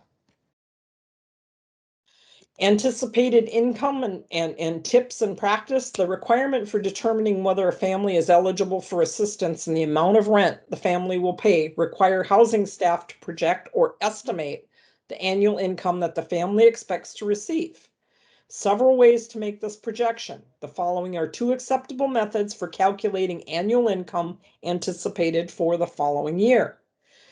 Calculate the annual income based on current income. Generally, the current circumstances have to be considered in determining that anticipated income. That projected income is calculated by annualizing the current income. If it's not going to last for 12 months, unemployment compensation, whatever, you should calculate it assuming that it was going to be there for the 12 months. If changes occur later in the year, you've got to recertify them. Or you calculate it like we talked about before on that current information, especially if you've got a past history of it.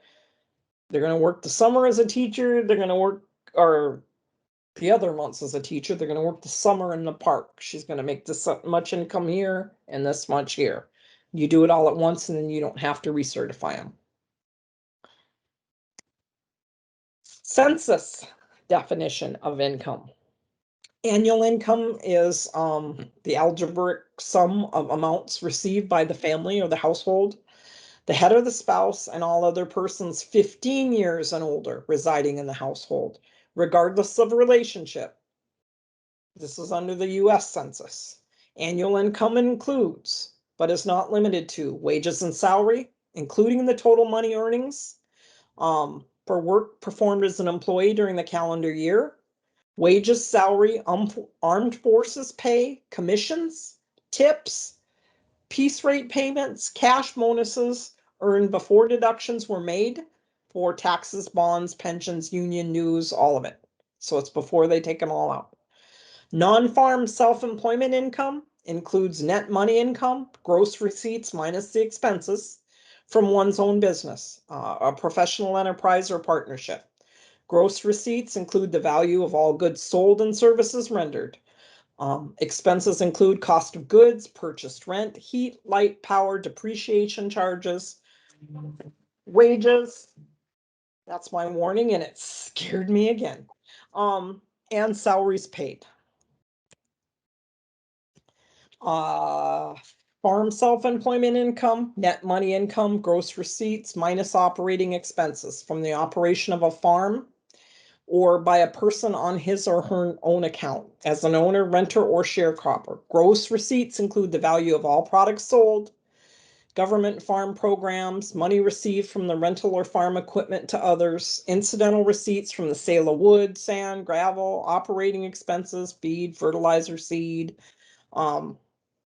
the value of fuel, food, other farm products used for family living is not included as part of that net income.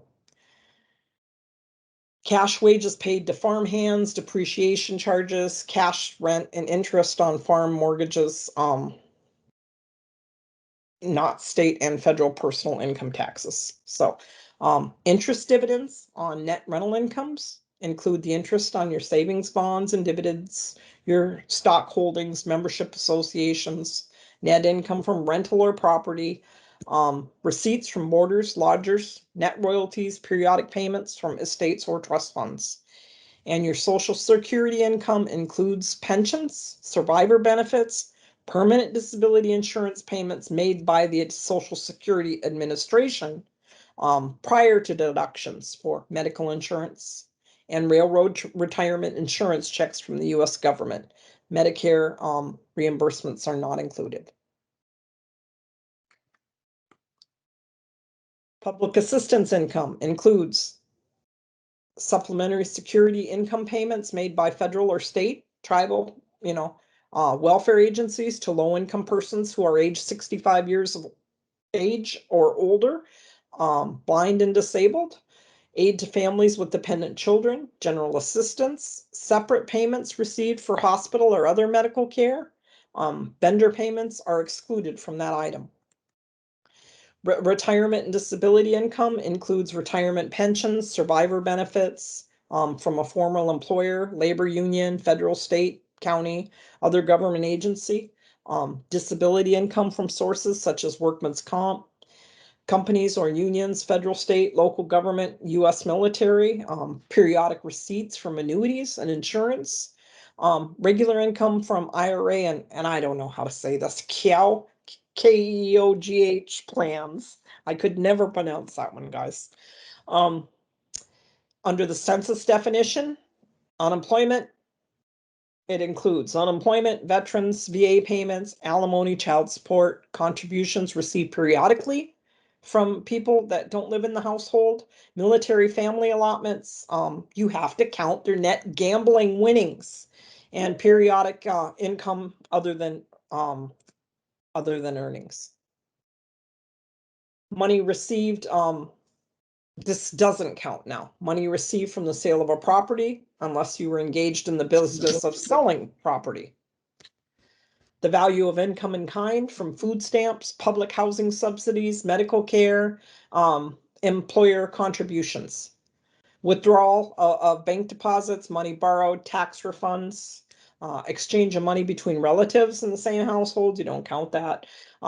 Gifts and lump sum inheritances, insurance payments, and other types of lump sum receipts. IRS definitions of income means gross income minus deductions, including the following. Because a trade or business carried by the taxpayer, except for services as an employee, that's under that Internal Revenue Manual. For trade or business expenses paid or incurred by a qualified performing artist. Allowed as losses from the sale or exchange of property. For expenses paid or incurred in connection with the performance of services. An employee under reimbursement or other expense allowance arrangements with the employer or third party. Employee expenses that are not reimbursed under an accountable plan are not deductible from gross income. Attributed to rental or royalty property, or for depreciation or depletion allowed to a life tenant or property or income beneficiary of a property held in trust, to a heir, a legatee, or devisee of an estate. Contributions by self-employed persons to a pension, profit sharing, and annuity plans. Allowed for cash payments to individual retirement accounts, IRAs. Deductions allowed for cash payments, retirement savings plans, for the ordinary income portion of a lump sum distribution. For interest forfeited to a bank, savings associations on a premature withdrawal.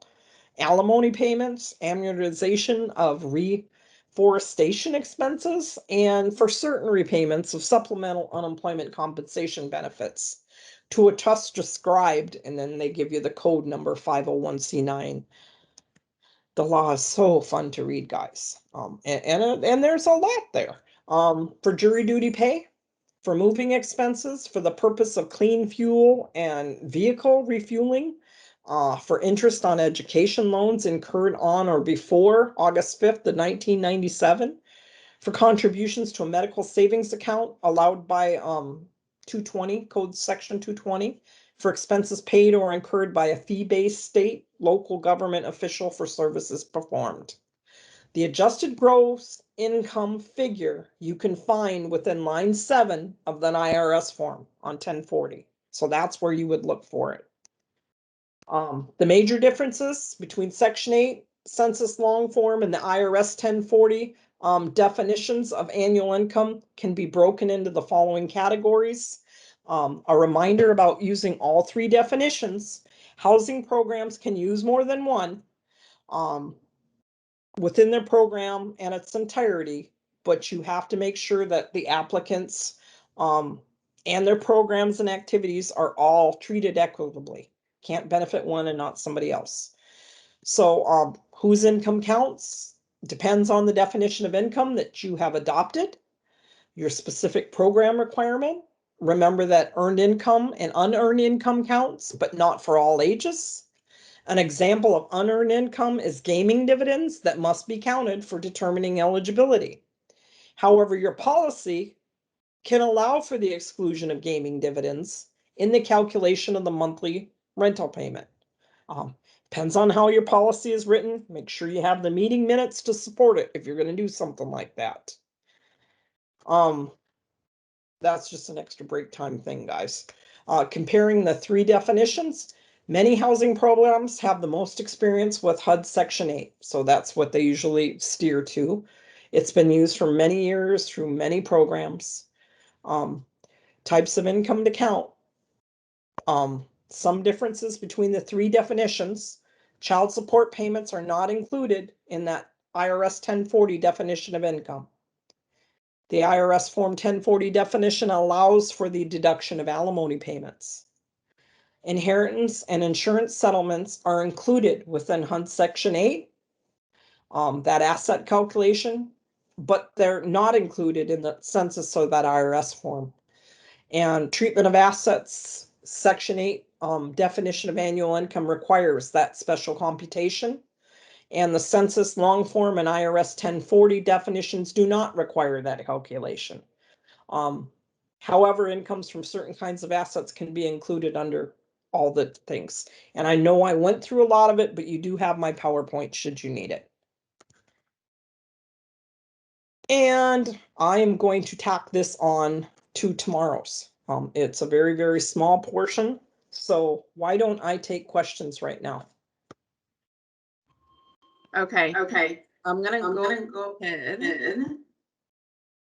and unmute everybody. So if you have any questions, but before I do that, The first question, Cheryl, that we had in the chat was pertaining to how far back did you say background checks needed to go? And then the second question was for household composition, how are domestic partners treated? Would he or she be considered spouse or member of the household? Let me unmute everybody.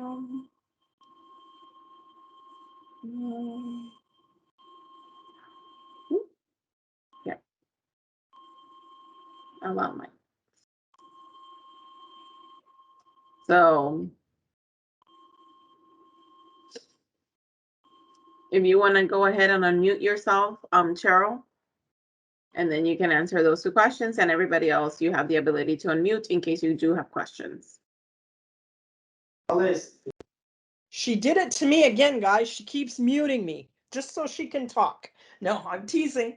And we'll catch up with this other stuff tomorrow. I'm sorry that, like I said, that's my least favorite part of it, but it gets better after this. For the first question, it is a matter of preference of the housing entity, how far they want to go back.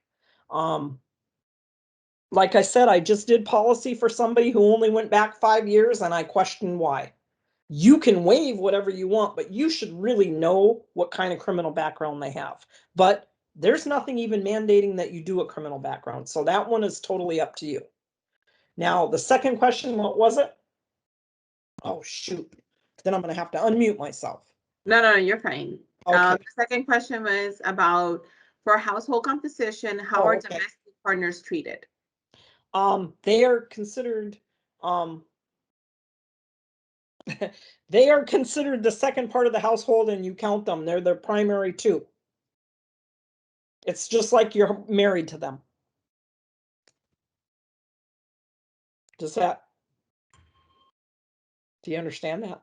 They count. It doesn't matter if I've got a man that I've lived with for 25 years and I never married him. He's still counted like my husband as head of household, as my partner. Your partner counts as the other two, part of the two. If there are any other questions, you guys can put them in the chat, or you can unmute yourselves. I enable that feature. But if there are no more questions, thank you guys so much for joining us today. I'm going to go ahead and start wrapping us up just a little bit. Oh, we do have a question from Deborah. Go ahead, Deborah. I just was say No, she's waving. Oh, you're saying bye. Thank you. Bye. Thank you, guys. I wish I could see your faces. No, it's okay. So again, I went ahead and put the training materials one more time into the chat. It'll be the same link all week. And then you will be able to access this virtual training on YouTube. I will share that link with you guys at the end of the week, and you can check out any of our upcoming events on Facebook, Instagram, LinkedIn, Snapchat, Twitter, and our Hobothinga podcast on Apple Podcast, Spotify, and Google Podcasts.